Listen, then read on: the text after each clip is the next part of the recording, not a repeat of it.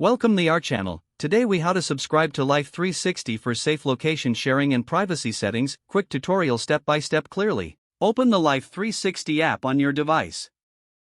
If you don't have the app yet, visit the App Store or Google Play Store to download it. Once the app is open, you'll see the main screen. Tap on the Sign Up button if you're a new user.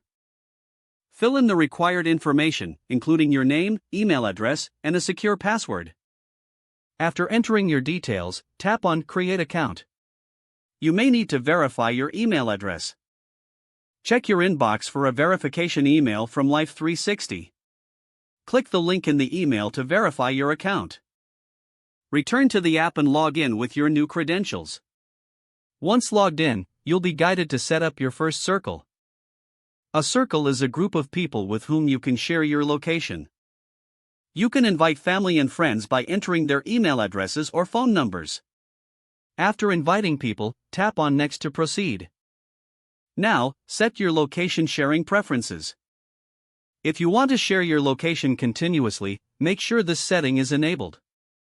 Adjust any privacy settings to specify who can see your location. You can choose to allow location sharing only when the app is open or all the time. Review your settings carefully before saving. Once you're satisfied, tap on Save to finalize your preferences. Your Life360 account is now set up, and you can start enjoying safe location sharing. You can revisit these settings anytime by tapping on Settings in the app menu. Explore additional features like location alerts and driving reports for a more comprehensive experience. Feel free to reach out to your circle members through the app for any updates. If the page does not load, refresh the browser or try again in a private or incognito window. Make sure you are using the correct email address, then retype it carefully to avoid small typos.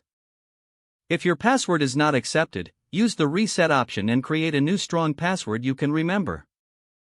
Check your spam folder for verification or security emails, then complete any requested confirmation steps.